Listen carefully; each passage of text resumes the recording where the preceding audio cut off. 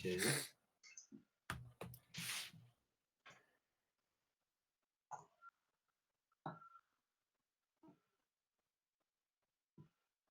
Hello and welcome to another edition of the Kipper stream.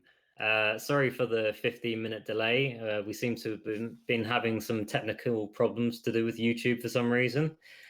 Today we're going to be talking about Richard Braine's first press conference as UKIP leader, and we're going to talk about the things he said and the questions that were asked of him. We actually had our very first, which is Michael. So, Michael, for the second time, do you want to tell us how that went and what did you make of it? Yeah, it was a very good press conference. Richard Braine handled himself brilliantly.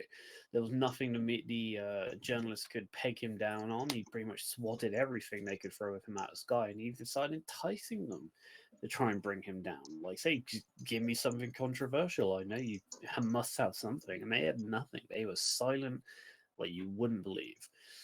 And the closest thing they came to trying to peg him down on something was their view on not their view, but the thing that Braine said in one of the hustings about looking into whether the Quran is a document of incitement to violence, because apparently nobody's actually bothered to look into it.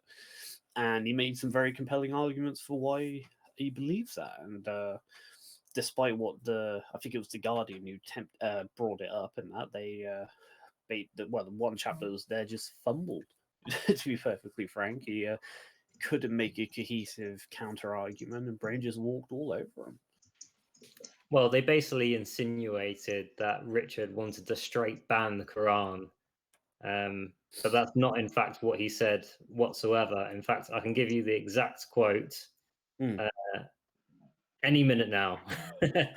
But basically, all he said was there are laws against incitement to violence, and he finds it worrying that there are people out in places like Piccadilly distributing Qurans, and that there could be a conflict there.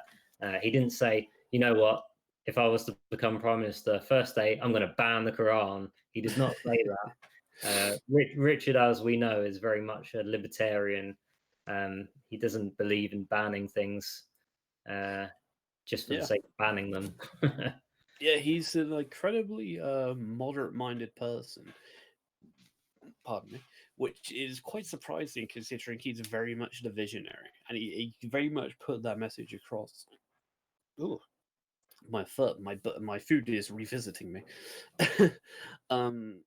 Yeah, he very much put his vision across in the press conference of what he believes in, how he wants to push the pie forward, and very heavily confronted the media on their use of their influence in the public sphere by turning people against each other, labeling people as far right and racist, and he pretty much just gave them a straight up not necessarily an ultimatum, but just a straight up demand to say stop.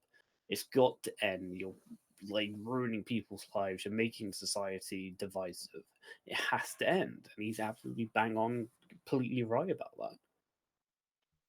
Yeah, he has a nice demeanor about him, Braine. I think he approaches things very calmly, but also clinically. I don't know if that's a little bit of his Eton education helping him there, but he definitely has a way of speaking which works quite well, I think, especially with people like the media. And he did a really good introductory piece where he talked about a Daily Mail journalist literally shouting at him so vociferously that spit was landing on his face. Yeah, when I was listening to that, I'll be honest. When I was in the conference at the time as it was going down, I was more. I'll be honest. Half my attention was on getting some decent pictures so I could spread it on social media. So half my attention was focused on that. The other half was on what he was saying. But I did get the general gist of the story, and essentially he was out one night with somebody else or a friend's couple and that. And some chap just came up to him and started being utterly visceral. I didn't realize it was a journalist. Yeah, it was a Daily Mail journalist. Which is, I find that quite surprising. Basically calling him, you know, a figure of hate. I think I can't remember what he called him, but you know, the typical far right, you know, that kind of rubbish. I think he called him a homophobe. I can't quite remember now. That is correct. It was a mix of homophobe and racist. Was the homophobe, two racist, main ones. Of course, the two classics.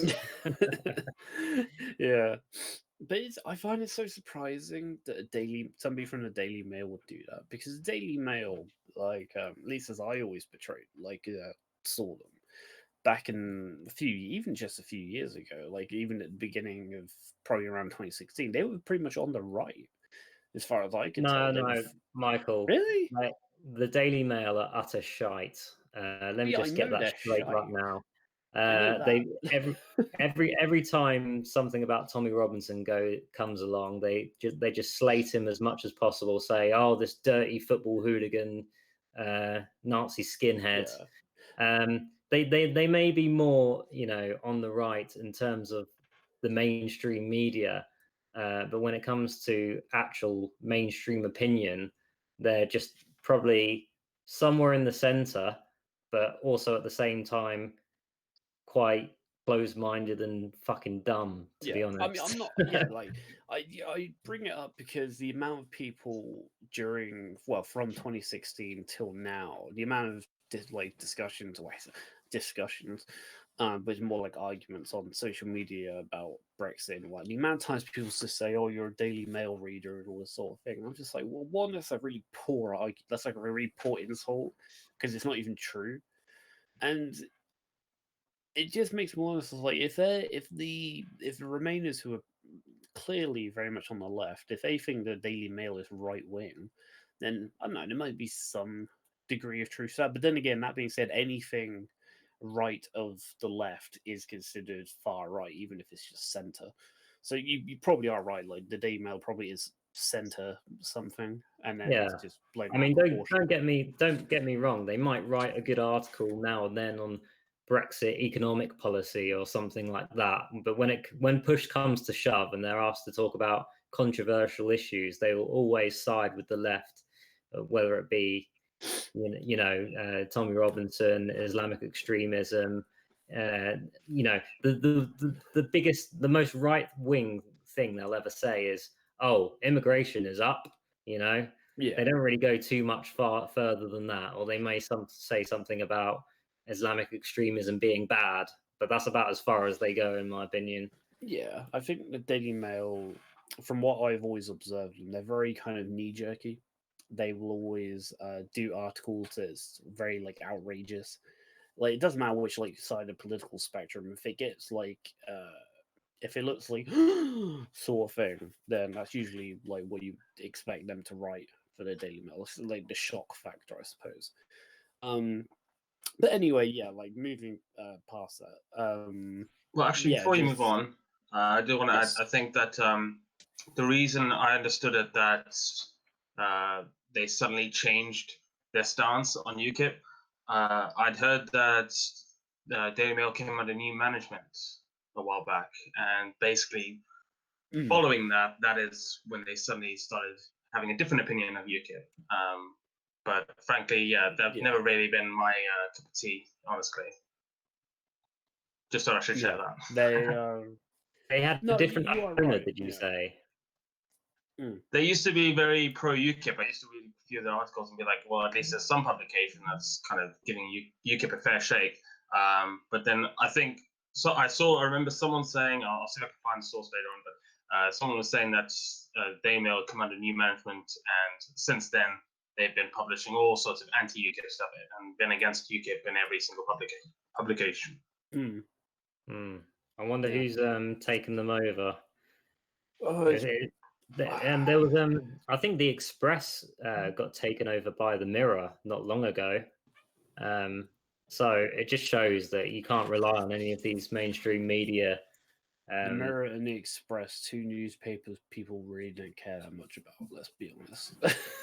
well, you know, it is a strong base for the Brexiteers, but I would just tell Brexiteers to just disown any mainstream media. The only news I read, other than online news, is I read this magazine, Standpoint, comes out every month, and it's one of the few which is actually really good, solid on politics. There's like interesting pieces on everything to do with Brexit.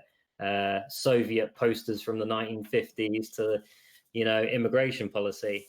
So I definitely recommend that one. But we're when it also comes to, not sponsored by Standpoint. I should just point out. Well, we are now. If Standpoint want to send me money, okay, I'll just show this, 10 times a day on the Kipper stream. But I'm not going to lie, I don't have an ability like that when it comes to advertising.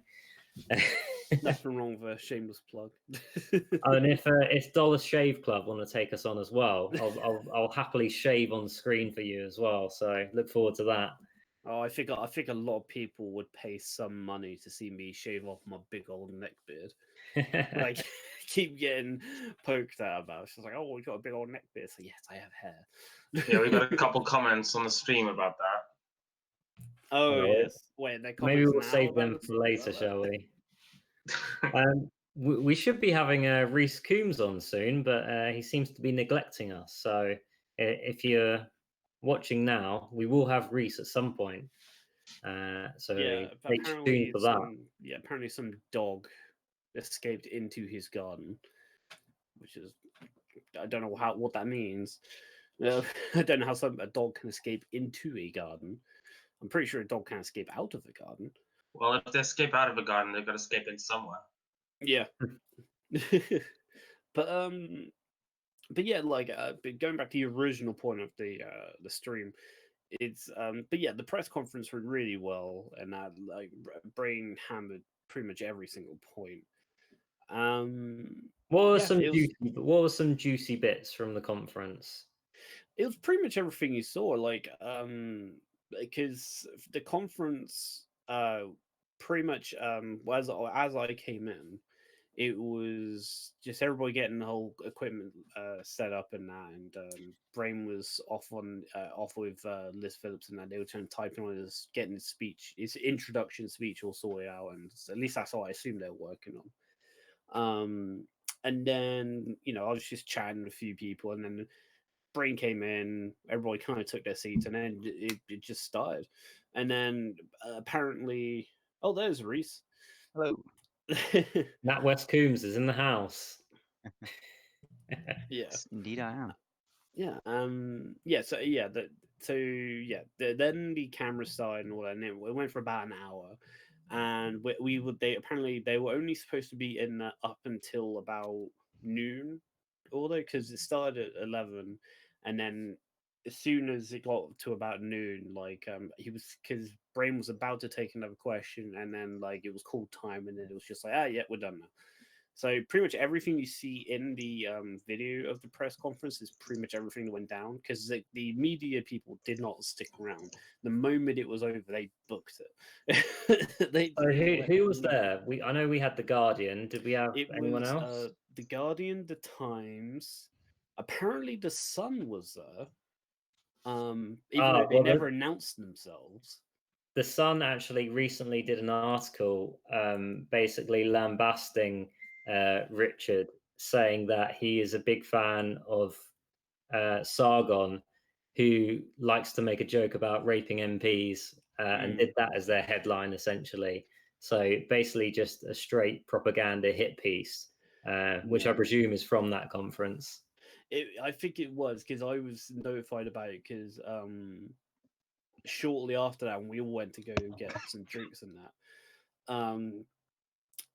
one of the YI chaps who was with me, he was showing around a Sun article, and I glanced at it briefly, but from what I could hear, it seemed to be the Sun was there, and they were just kind of taking notes and getting their article ready and that. But they never asked any questions. But yeah. So more broadly, what was the atmosphere like there? jovial, I suppose. It was jovial initially. The press conference was. I think the journalists, I think they were just kind of like they didn't know what to do because, like I said, Braine just swatted them out, and that there was nothing that they could land on Braine because he could easily walk straight past it. And the fact that he was enticing them to kind of come on, ask me something really difficult, and that so they just didn't have anything. So they were silent for a lot of it. They just didn't have anything really to give him. There were quite a few moments, weren't there, in the stream where, obviously I wasn't there in person, but I saw it on YouTube. There were quite a few moments where the journalist would have asked a few questions, and he would have given it was especially after he'd given a sort of a really shocking answer. It was like, wow, that was good. And there was that moment of silence, and he went, "Come on, there must be some question for me. There's what 5-6 different papers. There's all sorts of TV news here. There must be someone who can ask me a question." And there was nothing. They had to resort to UKIP members asking questions because the media couldn't think of anything to get him on. It was brilliant. I was about to ask my own question, and then the time ran out, which I'm very upset about. Because I was going to be like, "Hi, it's Mike from Kipper Stream here." What were you just going to about ask it, and him? then the time ran out. What were you going to ask him, Mike? I was pretty much just. It was just going to be like because I spent half of the actual conference trying to figure out, right, I want to ask a question, but I have no idea what I want to ask.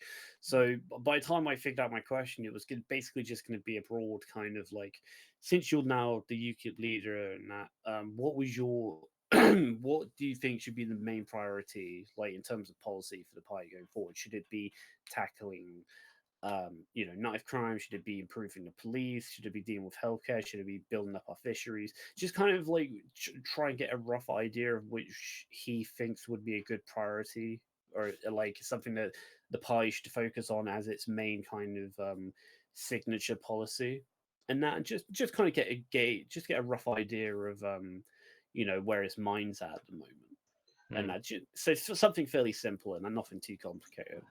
I've but been like I using say, the 4 things he mentioned in his first email as his main policies, because he mentioned free speech, immigration, Brexit, and local and parliamentary elections. Those are the 4 things he mentioned in his email.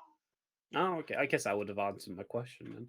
But still, how even so, like having that broadcast on the UKIP video that went out, and then also have journalists potentially take that, like note that down for something that they can report back later, would have been beneficial. But like I say, the time ran out because they were only allowed to have the place for a certain amount of time. So I wasn't able to ask it. Do you think they're really going to report on UKIP promoting free speech, or do you think more likely they're going to report on Richard being a racist fascist who wants to ban the Quran? They take, as soon as you mention free speech, is the angle they take is UKIP wants to allow hate speech, and well, actually, I think that the response we give to that is, yeah, we do. That's part of free speech. You have the good speech, you have the bad speech. Yeah. But if you say free speech, they hear hate speech. That's the problem. Yeah, it's taking the principled stand on the issue, because the principled stand on it is that you have to accept all things. It's both sides of the coin when it comes to free speech. You got to take the the free enlightenment thought that people can express with their freedom of speech, but you also have to accept the fact that if you really want it to be truly free and truly honest about a person's character, you have to accept their darker sides as well. And it's just one of those things where if you want a truly enlightened society, you're just gonna have to tolerate it, or at least find a way to allow those voices to come out, but in a way that it doesn't jeopardize social cohesion. Because I think the problem we have in society, well, it's not about jeopardizing social cohesion. It's just avoiding incitement to violence and things like that. But the main reason for free speech, in my opinion, is that it stops all avenues for blocking dissenters, and we need dissenters in society who are going to tell the truth when it matters, and when it matters is when it's the most important. I think the key thing with free speech is there is nobody who is almighty enough to to say what is good and what is bad, what is right Apart and what from is God. wrong. Well, if you're religious, perhaps, but I know what I think is right and I know what I think is wrong. But I am not. I'm not egotistical enough to believe that my definition of right and wrong is the absolute definition of right and wrong. I believe that there can be nuances within that. I believe that there are people who think I'm completely and utterly mad. And that's fine. That's part of being in a democracy. What I do believe, and this is something that I don't budge on, is that everybody, no matter how left, right, or anything else, they have a right to state that opinion. It may be that that opinion is that all cats should run the country. And I think they're absolutely ridiculous for stating it, and I would feel terrified if that ever came to be. But they have a right to say it, and that's the point of free speech. But as soon as you say something like that, not the cat's bit, the free speech bit, the media are going to jump on the bit, well, doesn't that allow bad people to say things? Yeah, but it also allows good people to say things. And why are you the ones to decide what's bad? And that's the point you've got to get at. It begs the question, doesn't it? Like, can you really call yourself an enlightened, civilized society when you're having to restrict your own populace's ability to express themselves? That doesn't sound particularly enlightened to me. That sounds repressive. That sounds authoritarian. And that it's well, how's the best way to be? It's like they want the image of an enlightened society. They want to try and model society in a way that only shines in the way that they like it. I know I'm explaining this really poorly. Freedom in the way we want it. Yes, it's basically to suit their own narrative, to suit their own ideology. But the problem is not everybody shares that ideology, and you'll never be able to force people to share that ideology. You know, it's you have to. The thing with an idea is you have to convince people to believe it is right. You can't force people to believe something's right. I think the best way to sum it up is that we have freedom as long as we think in the same way they do. We have freedom of speech as long as we say the things they say. We have freedom of thought as long as we think the things they think. We have freedom to act as long as we act in the way they act. Yeah. But that's not free. That is the mentality of a lot of the media at the moment. Yeah. That is bang on. Yeah. It's the way it has been in the past is that there are people. There is what's accepted in society and what's not accepted, and that's always the case. But the law is now coming into it. In the past, you've had people who've done things. You've had, I don't know, you've had punk bands who haven't been particularly appreciated by the media, for example, and that's fine. I'm sure many of us will be on the side of the punk bands rather than the media, but they've got away with it, and that's fine. But nowadays, if you're on the side against the media, you don't just get called nasty names for it; you get locked up for it. Yeah. And that's the step further that we've gone in the last decade or so. And that's the bit that's really sinister. There's always going to be fringe of society. Perhaps we're on it that's not respected by everyone. But it's whether you accept and tolerate that fringe or whether you lock them away. That's what defines freedom. Yeah. I say so. Sorry, go on, Kenley. Kenley wasn't speaking. Oh, wasn't it? I thought I can get him to speak if you want. Kenley, say something. Hi there. I don't really have anything to say at this moment. Oh, sorry. Well, you don't like free speech, you fascist. Self-censorship, mate. Drink bleach, fascist. See, I can say that now. So going on to Richard Braine's leadership in a more broad aspect, Rhys Coombs, what have you made of Richard's ascent to the throne? I think it's brilliant. I'm very glad about how the election went, because I always thought Braine was going to win it because of how popular Gerard was, but there's always that worry at the back of your mind of what if he doesn't? What if someone awful like Hookham gets in?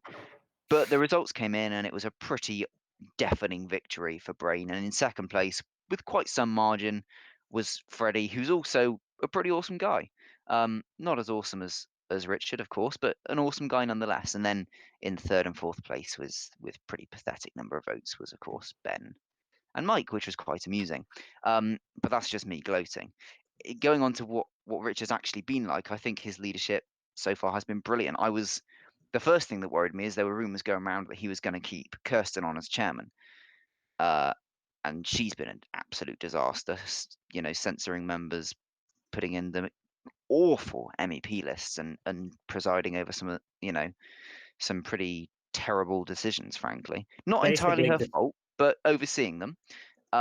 Yeah, she's not been great, as we all know. basically disabling some of our hardest working members from actually being able to do their job properly. Yeah, well, 2/3 of the Kipper Central editorial team were suspended under her chairmanship. One of them for being too in favour of Batten, one of them for being too against Batten. But it's like, I think everyone here would defend both of those people. Damien, of course, being one of them. Of this party has to allow discussion about the direction we're going in. If you're extremely for the direction or extremely against it, that's fine. If you're still willing to support the party and put the effort in, you should be allowed that opinion.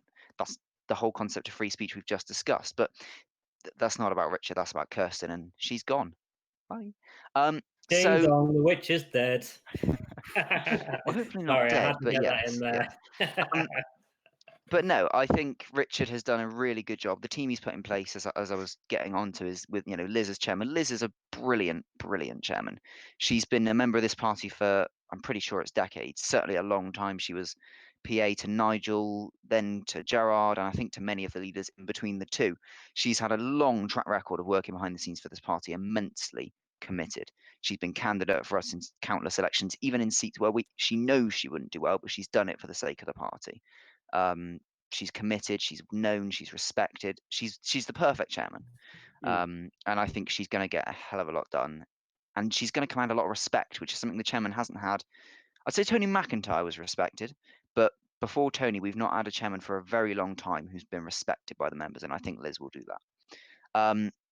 And then, of course, Gerard as deputy. I think everyone knows where we all stand on that. Gerard's a brilliant politician, he was a brilliant leader, and he's going to be a brilliant deputy leader. And with Richard himself, well, of course, everyone said, "Oh goodness, what are we going to do if we keep on that direction? The media will ignore us." No, they haven't. They're lapping it right up. Richard's been on, what is it, probably 10 interviews now in the few days he's been leader, on all different radio and TV stations, and every single one of them has been brilliant. He's smashed out the questions, whatever they ask him, whatever difficult response, ready to go, and it's been brilliant. I think his talk radio one has been the best so far. Yeah, that was good. I was listening to the Nick Ferrari one just before I came on stream, especially the end of it, with Nick's trying to get Braine on like a stupid spelling error, and he's just like, "Why are you confusing the mayor of London for a terrorist?" It's just like, it was a spelling mistake. It's just like, and he had to repeat. He repeated himself like 12 times. It's a bloody spelling mistake. Get over it, for fuck's sake. Yeah, in case anyone hasn't seen it, what happened is Richard put out a tweet and he said he was talking about the mayor of London, Sadiq Khan, and he spelt Sadiq. I can't remember exactly what it is. He spelt Sadiq with another name that reads and sounds very similar, Safiq or something. I can't remember exactly what it was. A similar sounding name, right? That was spelt a bit differently. It wasn't even as different as Safiq. It was actually just Sadiq, but with the IQUE at the end, I think. Oh, okay. Well, there you go. I was even wrong about that. It's the same name spelt differently. But and all he'd done is he'd done that, and that Sadiq Khan in the other spelling is the name of one of the terrorists on the 7/7 bombings. Awful person. Yeah. And what had happened is someone replied to him, "Don't you mean Sadiq, the correct spelling?" And he replied to that tweet saying, "Sorry, I often get confused with Sadiq Khan, the mayor of London, and Sadiq Khan, the 7/7 bomber." Now, his wording on that was stupid. I think we'll all agree on that. He should have specified very clearly the spelling. But if you look at the context, it was painfully obvious what he meant. No one in their right mind would say Sadiq Khan is exactly the same as a terrorist, right? He does bad things, but he's not obvious. He's being cheeky and having a laugh. Yeah, he was being tongue-in-cheek about it. Yeah. No one would seriously look at that and suggest he actually gets confused. He gets confused with the spelling, just as lots of people do with the spelling of all sorts of names. I'm sure everyone's been in a situation where they've had to write down Stephen, right? The same question, V or a PH. It happens. Names from all different cultures, all around the world, you spell them wrong. It happens. You apologise. Get over it. What the interviewer should have done, Nick Ferrari should have done, is he should have gone, "Okay, that's fair enough. Thanks for admitting it, that you got a spelling mistake. Let's move on to an actual question. What's your policy on education?" That would have been a great response. That's what a balanced moral compass individual would do.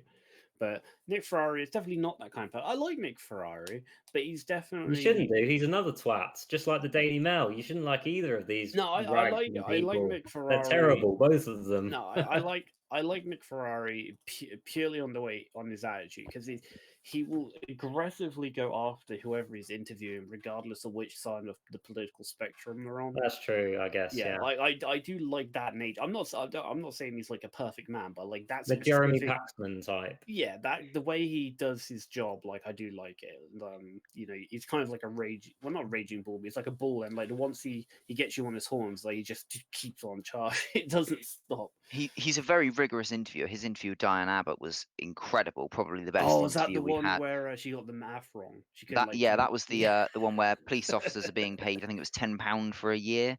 The maths worked out to be, and the way he got on that point was flawless. And he's a rigorous interviewer, but the problem is, if there's someone he doesn't like on a personal level or a political level, like Richard, he homes in on points that annoy him, but are not really valid points. Like this spelling mistake.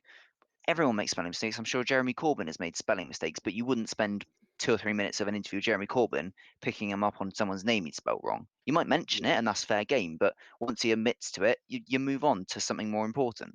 And that's how he should have dealt with the Richard bit, and he should have focused more on, I don't know, the Quran comments. They're genuinely controversial comments that you can draw a lot from. He should have gone, don't you think that threatens freedom of religion? Whatever, right? That would have been what a good interviewer would have done. But instead, he focused quite a lot on a stupid Twitter spelling mistake. And I don't know, it reeks of unprofessionalism a bit to me. The thing you'll remember with tweets as well, and I think this is something I know the media won't, but something the media should do is just remember the fact that people do generally put out tweets in a very kind of a very quick manner. They don't always, you want to put out a quick message, and that you're not always going to fully think it through. It's like, oh, could the context be misconstrued in any way? And you're not really thinking about that when you're just putting out a tweet. Yeah. And if you're in a specific position, as Richard is in, with being a leader of a party, then journalists will jump on that and be like, "Well, how can we mess with this? How can we twist it in a way that could be used against him?" That's just what the media does. And yeah. Oh, sorry. Just to get the exact quote, as far as the Quran thing went, he actually said in the hustings where he said this, which is what some of the newspapers are using. He said, "We have laws against incitement, and yet there are people handing out Qurans in Leicester Square off a trestle table, a book which tells people to kill us to please God. We've got to stop incitement in public places like that." So he's not saying, we're going to ban people from selling Qurans in bookstores and you won't be able to find it on Amazon and blah, blah, blah. He's just saying that we have laws against incitement, and maybe we should start looking at people who are just handing this thing out willy-nilly across town centres. Yeah. I think, to be honest, I suppose the way you spoke about it today, it seems like it's going to be almost a UKIP policy. I didn't interpret the comment that way, and perhaps I'm wrong. And if you think I'm wrong, then say so. But I interpreted that to be a commentary on the hypocrisy of the way things are looked at. So, for example, if I were to hand out a book quoting what the Quran said, but talking about Muslims rather than non-believers, whatever, I would probably be arrested for it. If I do that with the Quran talking about non-believers, I get a praise for community cohesion award or something, right? And I think he was making almost a subtle commentary on that contrast of it's okay if it's the Quran. And I interpreted it that way as, yeah, there was a hint of policy there. He was saying maybe we need to look into banning this or whatever. But that's not the key point he was getting at. I think the key point he was getting at was, why is it okay for them to do it? Is there some hypocrisy going on? And I think that's the key thing he was trying to make people think about. Yeah, justify in your head why that's different. Yeah, I mean, I don't think he was actually proposing anything solid there whatsoever. But I know this to be true because Richard makes comments on things quite a lot without particularly stating, I want this to happen. And so I understand how people would interpret that to be, we want to ban the Quran, but it's clearly not saying that if you listen to the context of the whole thing and not just a hit hit piece, Guardian headline or whatever. Yeah, because he did bring that up. I think you said you listened to the conference to the point where that was brought up. I think where he mentioned to Guardian, like, look, you put out an article where the headline was deliberately it's not clickbait, but misrepresenting what he actually said. Like the title was very much phrased in a way that made it sound like Braine was asking or demanding that the Quran be banned or anything. But if you actually read like kind of the bit below the article, they actually do like give him the correct context and the correct actual quote. But the Guardian being the Guardian is just like, if they don't like you, they'll just give you that kind of misrepresented title. It's just that's what they do. Yeah, the article, of course, was basically stating as fact, although I suggest I should probably say implying strongly that Richard was wanting to actively go out and ban the Quran, which is ludicrous, and I don't think even the BNP would go that far. But of course, if the Guardian want to say it, that's fine. They can say it. I'm just hoping that we have our legal team looking into the wording of these articles and seeing what can be done. I'm all up for fair criticism, but stating things as fact when they aren't so, not great. If they amend it, we're all good. But if they're not going to budge, then we need to look into that, because you can't go around saying someone's wanting to ban the Quran, because wanting to ban the Quran is awful. And that's not what we're trying to do. Yeah. Well, it's as well as the media, but for anybody in general, you shouldn't go around saying libelous things when there's zero evidence for the contrary. Are you threatening? Just saying. Are you threatening the Daily Mail there, Michael? I can't even remember who published it now, but anyway. Not necessarily the Daily Mail or the Guardian, but just just people in general who have a particular view of certain people and have a particular opinion based on somebody else's opinion when there's no evidence to the contrary. I won't go any more on that, but I think we can. I wonder where that could be. I wonder where that could be directed, eh?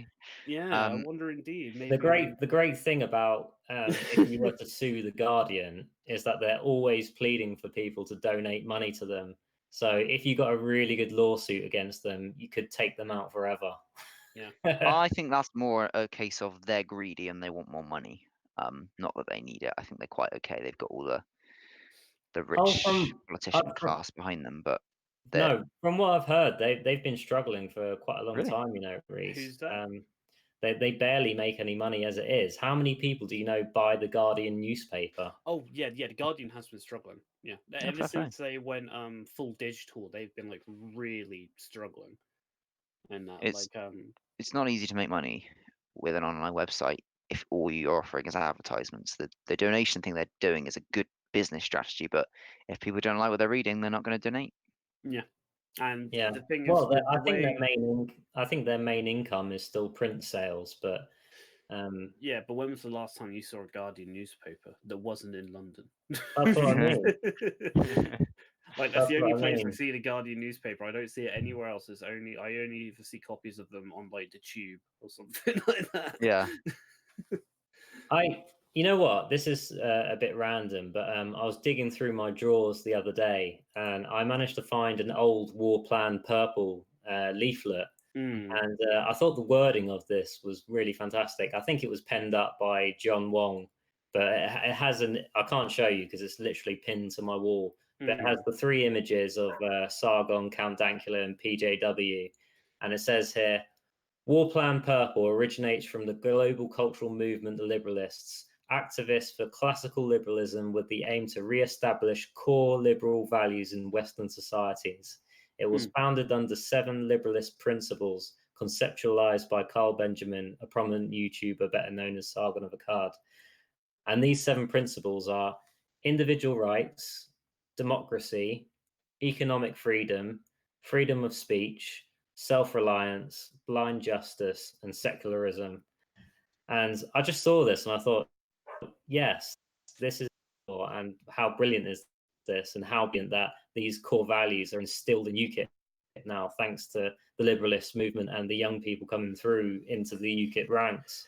Yeah, well, since it was to a degree. I wouldn't put it entirely on us, but like the young people, the young group's efforts to help Braine where they could in his election campaign and that. Because the thing is, most of the youth, at least from what I've been able to observe of UKIP, I'm not going to say YI because YI is all over was all over the place. Into much better place now.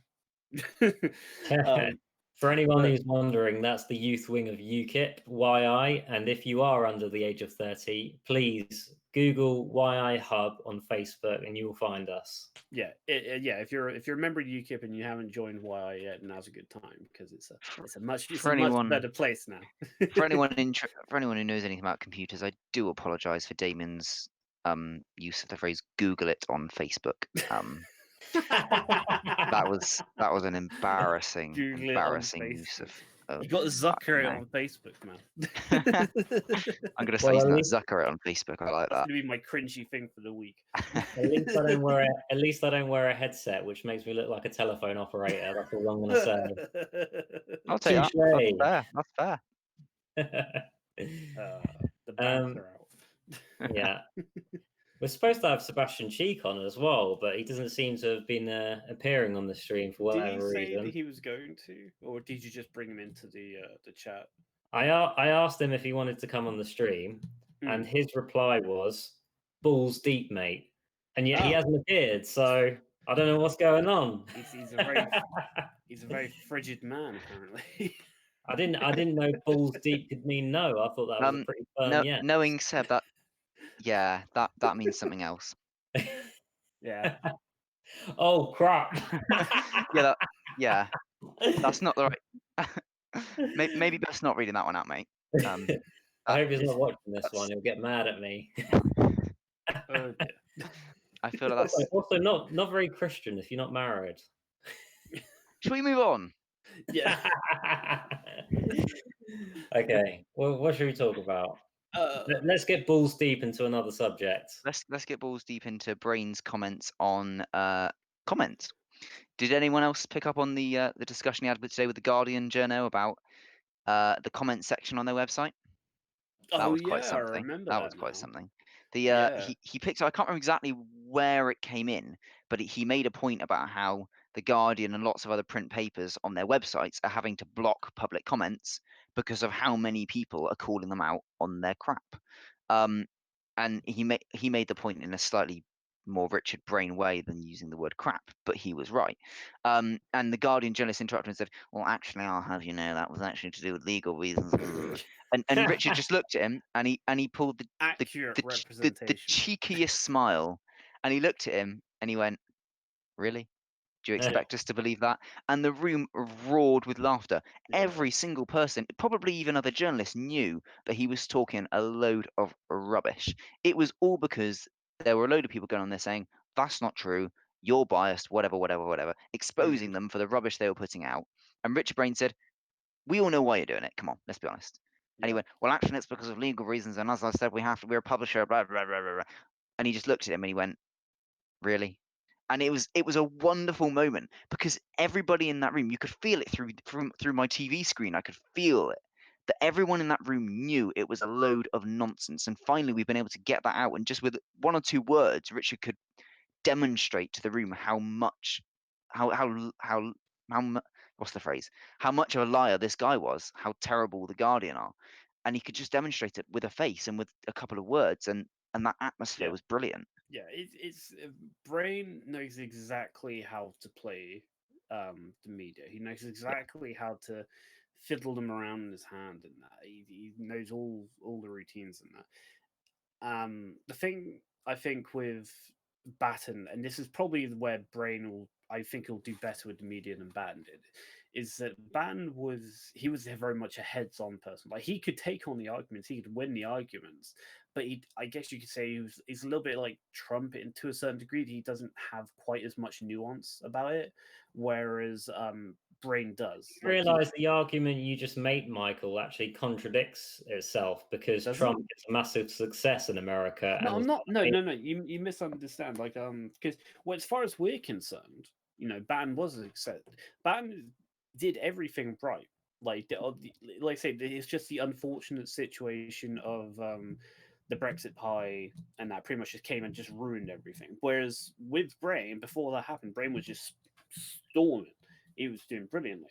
But when you do watch some of the media things, like it with Braine in the press conference, with stuff like Tommy Robinson, that they can't peg Braine down because Braine can just sidestep it so easily. Whereas with Batten, like when he gets challenged with something like that, he would just rather just charge head on in, which means that you're gonna encourage the journalists to want to rebuttal their point even more. Whereas Braine can just let it fall on its face really easily. So there's two different approaches, and I think Braine's approach on that particular thing would do better going forward. I'd say I'm not trying to critique Batten too much negative way. It's just different ways of dealing with journalists. I think Oh, no, the way go that I on, would describe that difference from your average Joe public, and I'm talking about someone who doesn't follow politics particularly, who is sort of person who might vote UKIP one day, doesn't really know, but happens to be watching BBC News at the moment. If he was watching Gerard Batten on the news, he'd go, "God, I'll tell you what, that guy's making some good points, isn't he? He's given him a fight and a half." You know, he'd look at it, he'd go, "Well, tell you what, if we're scoring, Batten's winning 10-0." You know, and he'd look at it you'd look at it that way. And you look at it and you go, "God, that guy's a bit of a legend. I'd love to buy him a pint." You know. Yeah. But then when Richard Braine comes on, you don't see it that way. I don't think you see it as a battle so much, but you see it as you look at him and you watch a few minutes of that interview and you go, "I want that guy running my country." Yeah. And you get that feeling, you get that leadership feel from him. You get that feeling of this guy is a really level-headed guy. He needs to go somewhere with this. You know, you get that feeling from him. Whereas from Batten, you get a different feeling, and it's an equally good feeling. It's a feeling of, wow, this guy is punishing the people who've been lying to us for so long. And you need both prongs of that, and that's why it's good that we've got Richard and Gerard, because they can both attack in different ways. Yeah. Gerard knocking them down and Richard sort of going, well, this is the alternative. Yeah. That was something And I that's wanted what you need. to. I was going to bring up earlier, but you brought it back up for me. What do you think is the likelihood? Because this has been brought up a few times, and the people that bring this up do have a point that and it'll be decided on Saturday. It'll be the NEC that decide whether Richard's appointment of Batten will be, confirmed in that. With the current situation with the NEC being what it is, how likely do you think they will either accept it or reject it? I think it depends how many of them have resigned their membership, because I suspect some of them will have resigned. If enough of them have resigned, then perhaps we'll have a majority, slim one, because there won't be many NEC members, because they're refusing to appoint new ones because they're nuts. Oh yeah, Yeah, which is ridiculous. But assuming that the NEC doesn't change, I suspect we'll lose. I suspect he won't get Gerard in. However, come I think it's November when we have our next NEC elections, they're going to be in for a fight, because in integrity we're going to knock them. I say knock them out, metaphorically knock them out of the NEC if they're not standing up for the membership. You know, we voted overwhelmingly to get Richard as leader.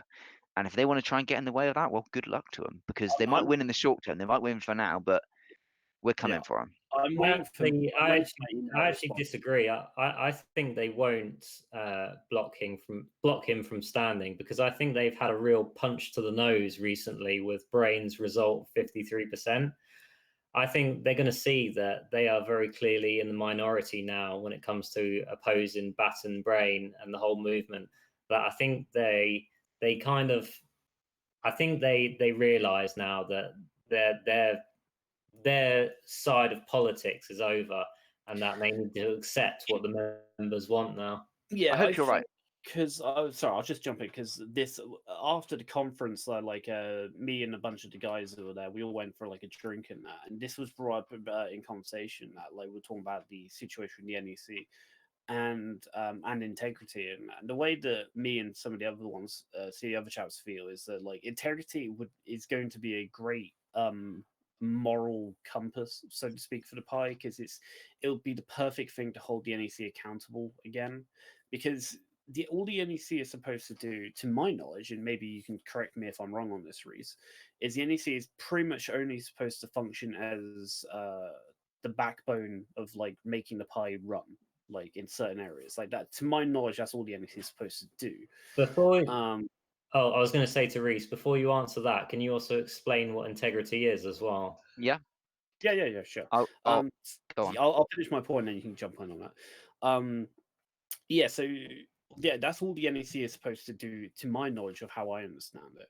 And with the whole Batten situation, and some of it, clearly a number of them that had their concerns with Batten, and the general consensus of everybody that I speak is that they overreached. They overreached with their powers and essentially took the right for the membership to vote for a particular candidate away from the membership, and because they felt they knew what was best. And that is absolutely the most abhorrent thing you could do, because that is exactly what Parliament is doing with the British people's democracy when it comes to Brexit. They lack integrity. So the fact something similar to a degree happened within UKIP is just the most nastiest thing.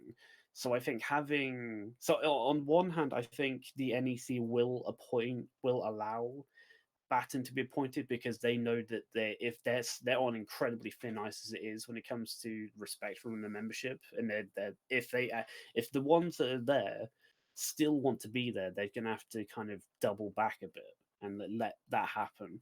But also, and this is where Reese can jump in after this, it's like integrity is, if it does become what I believe it's going to be, it'll be a great way of keeping the NEC accountable in the future. And I now give to Reese.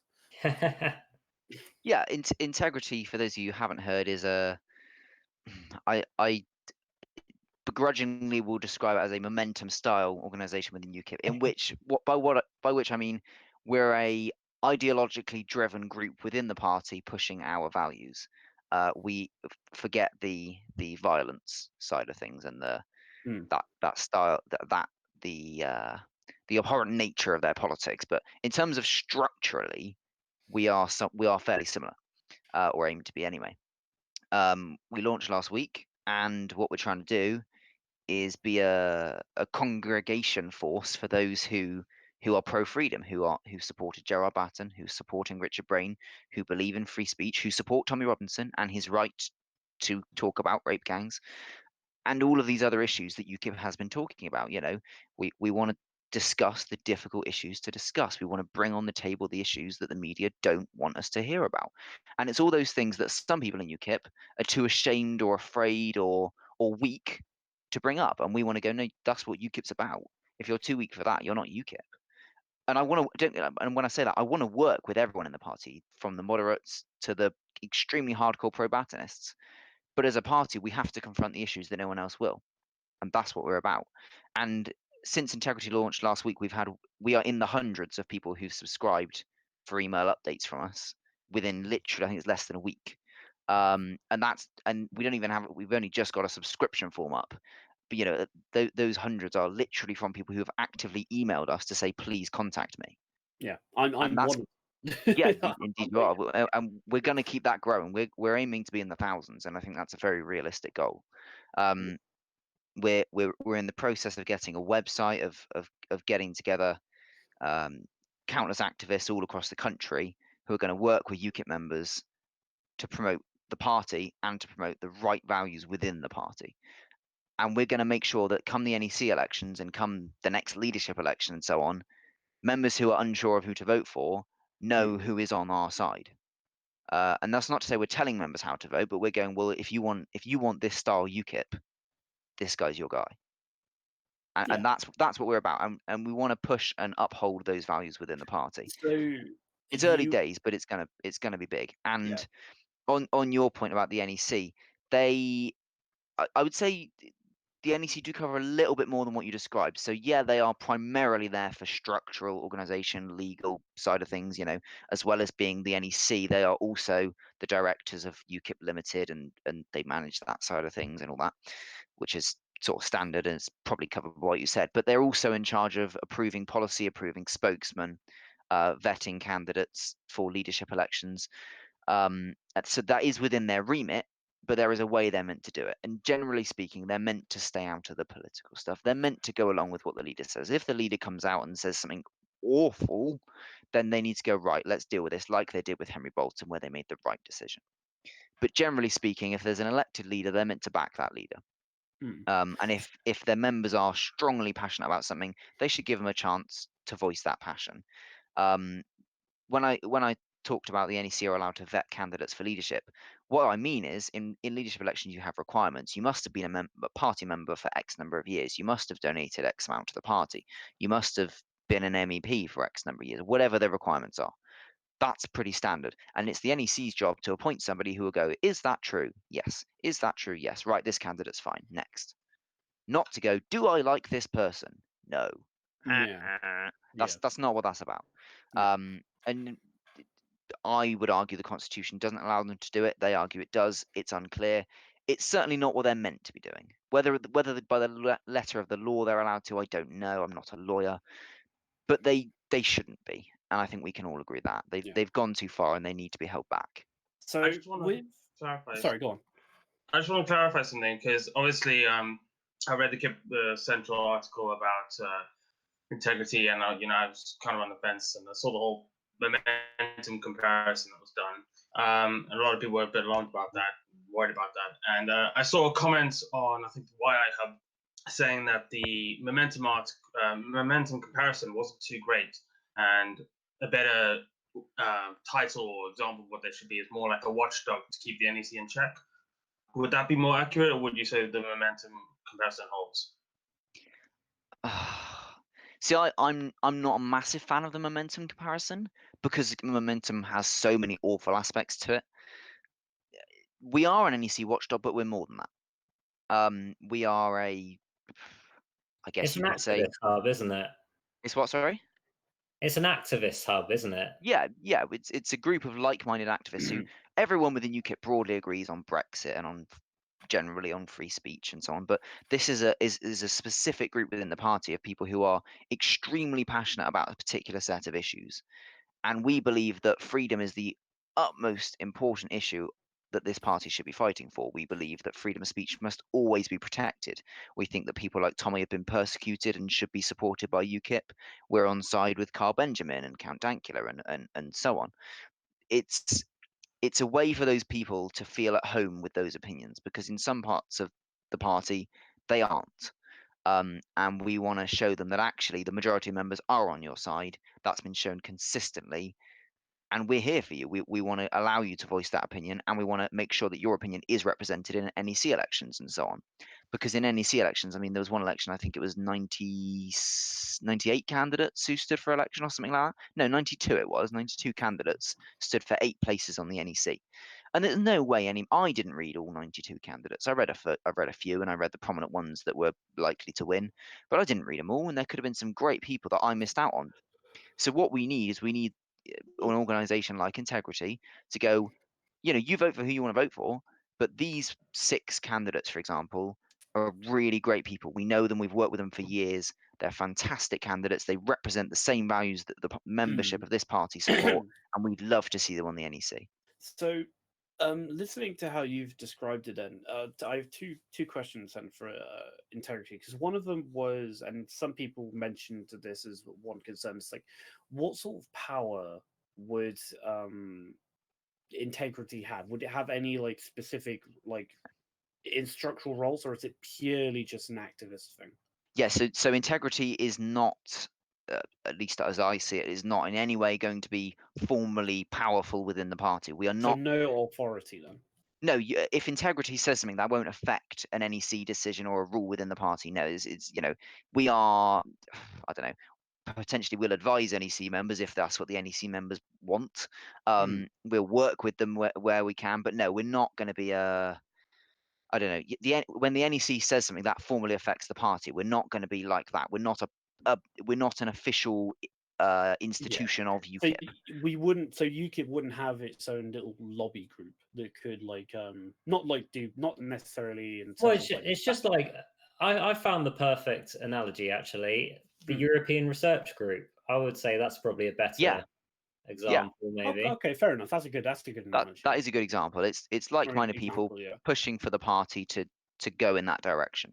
We will be lobbying the NEC on issues that we feel are important. If for example they were to reject Gerard, we will hit them hard, and we will contact every NEC member and we'll say, what the hell are you doing? Gerard needs to be deputy. That was the basis that Richard was elected on, and so on like that. And it does exist for that reason, but we won't have formal power as such.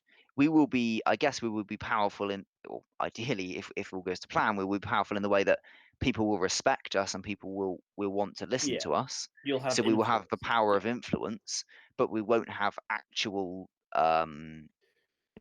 We won't have power you can objectively look at and go, if they say this, it will happen. You don't. sort of thing. You won't have any specific powers that No. that supersedes anybody else. Yeah, exactly. Yeah. Yeah. For example, YI has power within the party. YI is an official institution of UKIP. It is the official youth wing. If the YI chairman says something, that is an official statement from a UKIP official, right? If the integrity, we're probably not going to have a leader. If an official person in integrity says something, that isn't gospel from UKIP. That is something that integrity has said, not UKIP. Yeah. While they're a UKIP member and quite possibly have a position within UKIP, you know what I'm getting at. They're not intertwined that strongly. Yeah.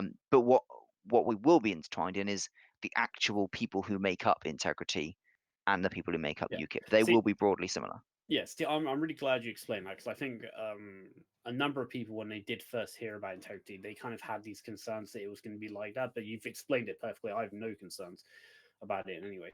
And the other thing I want to shed a little light on, well, not shed, but just ask you about, because you were talking about like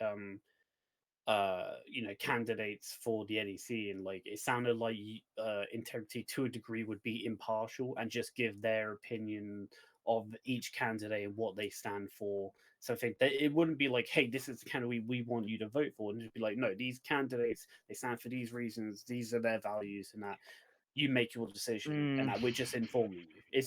Would integrity be like that? We've not, like, I'm not the most involved person, and perhaps I'm not the best person to answer that. At the moment, I don't believe we have an exact plan of how we're going to handle the NEC elections. So I don't want to be quoted on this as what we're going to do. This isn't an action plan, but this is me personally what I hope integrity will do. I hope that integrity will look at all the candidates who are standing, perhaps encourage certain people to stand. That's what I'll be doing. And when, say, there's 6 places, i.e. 6 votes per member, we will write to all of our subscribers and our members, and we'll say, we believe that these 6 candidates are the best 6 candidates to vote for. They are perhaps members of integrity, perhaps not, whatever. They are people who will support the values that integrity stands for. They are people who will back the leader of this party, and they are people who will back the members of this party. So I think it's somewhere in the middle.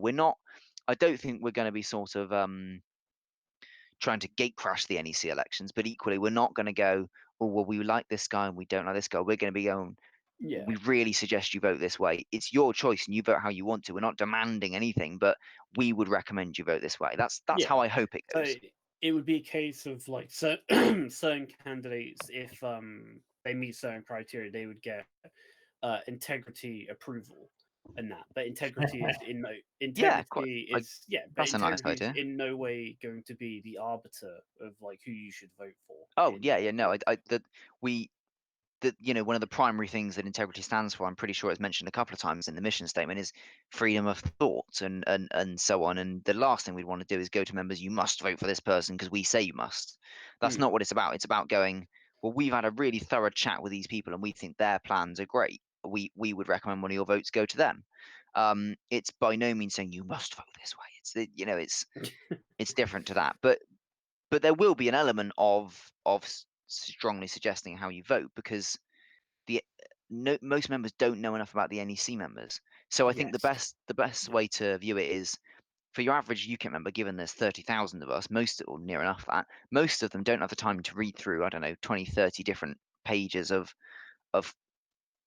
information bios about candidates and what their plans are, especially given how short they have been in the past. 100 words or something is not enough to sum up your plan for the party. So what I want integrity to do is, when we put out very detailed plans of what we would like to see the party do, we'll say these candidates are on board with our plan. They will have their own ideas and they are their own people. They are by no means controlled by integrity, but they are thinking, they are singing the same hymn sheet. They are thinking the same way roughly that we are, and generally speaking, they're good guys. They're the ones that are on our side, and I hope that's the way we go down it. Yeah, and it's important to say, I think, that Integrity aren't anti the NEC, but they want to. Oh God, I've totally lost my train of thought. I'd argue we are, but they're not anti NEC. But yeah, the main point which you were saying, Reese, is that yeah, people mostly don't have a clue who the NEC candidates are. And I remember when I last voted for NEC candidates, I literally just chose everyone that Raheem Kassam recommended me because I honestly did not know any of them. So it's good that we have something like Integrity where they give you that information. This person's done this work, he's done that work. We recommend him or her. Yeah, so that's always been my complaint about the NEC. Is that like the party doesn't do enough to bring you. I mean, sure, the information is out there, but like the party doesn't do anything to just kind of be like, hey, these are the NEC members. Here's their views on stuff, and like, they don't give you anything. And that's something you should at least get when you join the party for the first time. It's just a brief, bit of information about like who each bit of the party is. The NEC is generally elected by whose name is most known. So generally, if you've held some position prominently in the party before, you'll get elected, even if you were horrible in that position, because most people will go, "Oh, I've heard of that guy. He's probably done something good." Or if you're in a region that's very big and you happen to be high up in the region, you'll probably get elected because people in the region know you. And I'm very, very much overgeneralizing there, but that's broadly what's going on. And what we need to see is people having a chance to go, what does this guy want to do to UKIP? What does he support? Where will he take this party, or she? Yeah, where are we going to go if they're on the NEC? And you can't do that in a 100-word statement out of 92 or 100-word statements in a massive booklet. What you need video debates, you need active discussion online, you need phone conversations with the members, and you need some sort of body of a similar opinion to your own to go, yeah, we like this guy, or we don't like her, or whatever it is. And you need that somebody to do the research if you don't have the time. Yeah. And every member should vote for who they want to vote for, not who anyone else tells them to. Absolutely. But if you don't have the time, or if you can't be bothered to look into every single candidate, if you know that you support integrity and its values, then you know that the candidates integrity recommends are going to be good candidates. Yeah, because they should be in line with what you believe. Yeah, absolutely. Yeah. And I think we are already seeing a massively rapid growth for integrity. As I said, within a few days of launching, we were already in triple figures of subscribers. And that's by people actively emailing us to subscribe. We've not reached out to anyone just yet. And it's only going to go massively, massively uphill from there. Yeah. I think it definitely will, considering the situation that happened with the NEC. I think a lot, like from what I saw on social media, there was a lot of people that were very unhappy about it. And Damien said that he came across a lot of people when he went to the Southeast Conference that felt the same way. That that move by the NEC was like very unpopular by the party. So I think a activist group within the party to kind of keep them to account in future is that would be very popular among membership.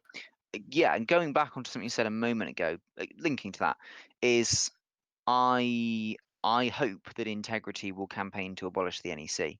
I don't know if Integrity officially will. I will find out and push for it, but I want to abolish the NEC, and I want to see a much more accountable body put in place, or series of bodies. I think the setup Gerard described in a couple of his Kipper Central articles is brilliant. I think it was regional directors or something. Was that the thing? Yeah, so there was 2 tiers. There was I can't remember the names of them. There was one that was comprised nationally, and it was of people like businessmen and accountants and I don't know, lawyers and people who are pen pushers and who can do the job and who can manage the party and manage the legal side of it and go, right, we've only got this amount of money. Where do we budget?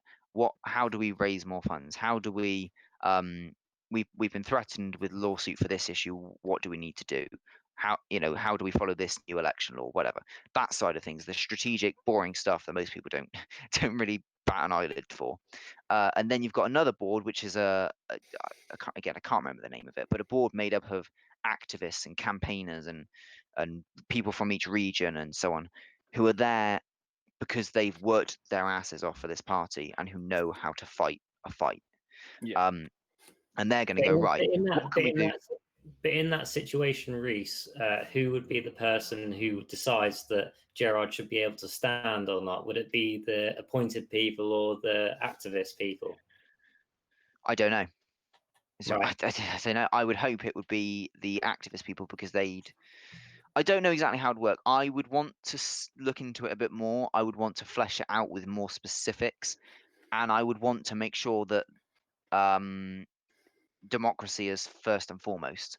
The way we elect the NEC is terrible, and it is democracy, but it's not.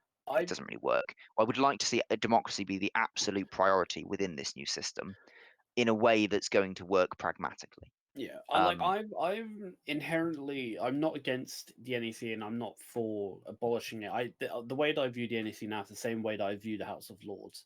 It just needs reform, and that, like, because the House of Lords does serve an important purpose in Parliament. Like, yeah, there are a lot of things about the House of Lords that are completely unnecessary and completely pointless, and there's a lot of waste. But they do serve a purpose in Parliament, and I think the NEC does serve an important purpose, but it just needs reshuffling and rebalancing. That's what I feel. I agree. So I'm not for abolishing the NEC, but I think it needs a good look at. I agree with the framework of that point. I don't agree with your solution. I think I view the NEC in the same way I view the House of Lords. I just don't view them the same way you do. I view both of them as outdated, out of touch, corrupt organisations that work against the people and against the membership. They're elected / appointed in ridiculous ways, and I think both of them need to be completely scrapped and replaced with actually democratically elected bodies that are accountable to the people. So the House of Lords, I would like to see for the House of Parliament, I would like to see proportional representation to the max, and for the House of Lords, I would like to see a first past the post system. So for the upper chamber, so that it's less significant. For the NEC, I would like to see, as I've just said, some sort of 2-tier system. I don't know exactly how to do it. I've not looked into it enough, but some system that is democratic and allows the leader to pragmatically get done what they need to do, and the members to be represented. You know what we're going to have to do? We're going to have a special, not necessarily wired, but a special Kipper stream debate with me and you about for and against abolishing the NEC. Let's do it. I'd be well up for that. I've been supporting it since the days that Stephen Wolfe announced it as exclusive policy at the YI conference in 2016. Yeah, I'm sure I could formulate an argument for my case. It makes sense to me for the NEC if you divided the NEC members into each region, and each region voted for their own NEC member. So you'd have Southwest NEC member, Scotland NEC member, Wales NEC member. And that way, I think, because it's more localized, people would know the candidates more. I like that. And so see, that's what Nigel proposed, and there's elements of that in what Gerald proposed. And I'm not so sure that you have regions that are huge, you have regions that are tiny. The Southwest has like 3,500 members or something like that. Wales has just under 1,000, I think. If those two, it's the same problem as. But it's symbolic, but it's not practical, and it's not democratic either. It's the same situation. It's the same situation you've got in Parliament. It's first past the post, but even worse because there's even more of a disbalance between each constituency's numbers. I think you've got to find some system of electing them where members can hold them to account, and I think perhaps some regional way of doing that is the right answer, but not just a simple each region has one NEC member. Maybe the way to do that is you do it proportionally. So you say the bigger regions get more members and the smaller regions get less members, or something along those lines. That's more workable, but I'm still not convinced it's the right way to do it. I think you need a national system, but one where intertwined with the election and intertwined with the functioning of the new NEC is accountability. So within the election period, as part of the election, you have debates with other candidates. As part of the election, you must have a website where people can contact you or something like that. As part of the election, you have to publish an email address so that members can contact you. As part of the election, you have to show the members exactly what you want to do. You have to publish a mini manifesto or something, right? And then when you're doing stuff, minutes have to be published way faster after NEC meetings. You have to meet regularly with your members. Things like that that can be so easily done that we need to be forcing on NEC members so that they are held accountable. When was the last time any members of this party actually had a genuine influence on any NEC members of this party? It doesn't happen. They're loose cannons and they do what they want to do, not what the members want them to do. And if they're elected, that's not how that works. Yeah, well, my main reasoning for saying we should do it by region is because you'd be localizing the vote more, and therefore the democratic aspect would be more truer, I think. But yeah, there's definitely some way we need to work this in a better way. There's definitely a more optimal solution, that's for sure. Yeah, the problem is, so for example, if you're based in, I don't know, if you're based in Northern Ireland, don't get me wrong, there are great Kippers in Northern Ireland who I would very strongly recommend people vote for if they ever stand for an NEC election. But the problem is, if you're based in Northern Ireland, but you really, really passionately support the NEC ideas of a candidate based in the southeast and a candidate based in the southwest, and that's the same for everyone in Wales, Scotland, Northern Ireland, north of England, London, and so on, right? But the members in the southeast and southwest don't actually support those candidates from those regions. Therefore, those candidates cannot get elected because 2 of the regions out of the, I think it's 13 in total, don't support them. That's not democratic. And I know that's an example that's quite unrealistic, but you've got to look at the unrealistic examples in case they ever happen. You've got to have a system where anyone across the country can vote for who they want to support, and I think that's crucial. I don't know how that can be done. I don't know the best way of doing that. That's something I'm going to have to look into, and I'm sure Integrity and everyone else here will do. But you've got to have a system where everyone can be represented at the I don't know, at the maximum level they can be, to the extreme. To the max. To the max, yeah. That's what I'm looking for, to the max. And I don't think you can do that with a purely regional system. Well, the next NEC elections are in November, I believe, aren't they? Yeah. There's going to be, so normally I think there was due to be 3-4 members up for election, but in addition to that, all the members over since last November, no, since this February because it was pushed back, all the members since the last NEC election who have stepped down and been replaced, their replacement's term runs out in November. So actually, it's going to be a mega NEC election. There's going to be, 8, 9 places up for election, something like that. It's at least half of them. Yeah, the majority of the NEC will be up for election this year round. It's going to be big. And whoever does well in these elections, whichever group of ideologies does well in this election, will be controlling the party for the next few years. Not controlling, but in power in the party within the next few years. And it's going to be really significant. So if Integrity pulls it off, like I think we will, that will be big. That will have a massive, massive influence on the party over the next few years. In a good way, in a way that will empower the members, in a way that will ensure democracy and accountability, and that what the members want is listened to and reflected. But yeah, this November is going to be pretty significant. Would you ever run for NEC, Reese? Not in the short term, because I know how much awful stuff goes on behind the scenes, and I don't want to have my name associated with that. Quite frankly, the people who ran this party a few years ago did some pretty bad stuff, and I don't want to be involved in that. That's going against the point of changing the whole thing. We have to have people who aren't cynical and believe in we can change the thing from inside. No, you're right, but it needs to be cleaned out. And I don't know I don't know what's going on right now, but it needs to be cleaned out first. Once I'm done with uni and I've got some more time, we'll go for it. And I want you on there too, Damien. But I was going to say, do you think I should stand, Reese? Oh, definitely. All right. You'd win if you stood. You'd get in. Start funding my £5,000 deposit or whatever it is, then, please. Last time it was £100, so I don't think we'll have too much trouble. Oh, really? Oh, okay. God, I might have to run then. Good times. But no, I think one day I would love to be on the NEC. I'd blooming love it. But right now, with the state it's in, I've got better things that I could be doing. That's such a Southwest thing to say. Like, I'd blooming love it. Well, I would love it. It'd be great fun. Yeah, I don't know. Wind a few people up. Something funny about the word blooming. I don't know why. For me, I'd say I I'd bloody say love that it. sometimes. I don't know. It's a I cool usually word. say it when I stab my toe or something.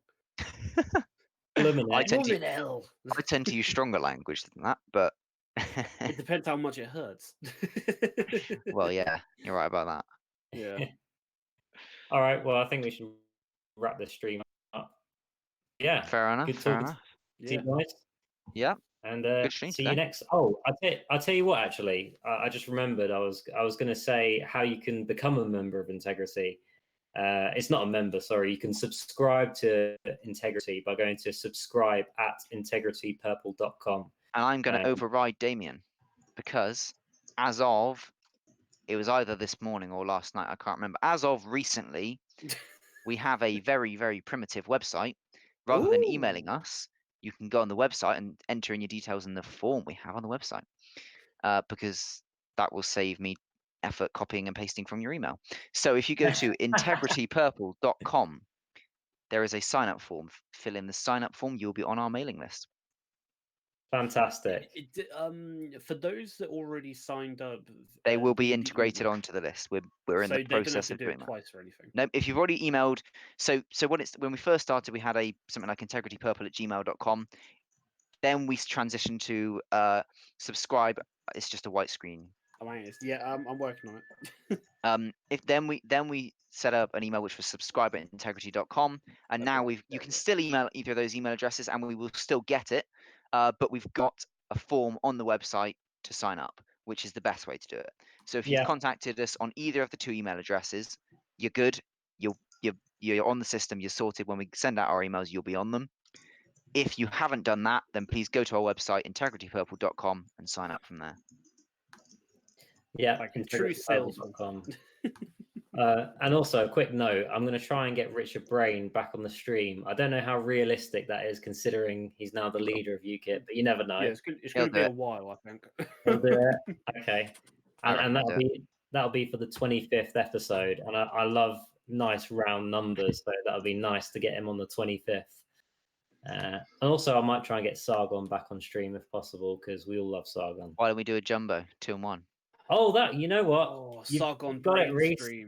This is why you're the Southwest chairman of YI, because you come up with great ideas like that. How about that? So yeah, if possible, I will try and get Sargon and Richard Braine on the same stream. So, and if you're really lucky, I'll come on too. Well, I'm not so bothered about that. All right, let's wrap this up, guys. So nice one. See you later, and service guarantees citizenship. Cheers, guys. See you guys.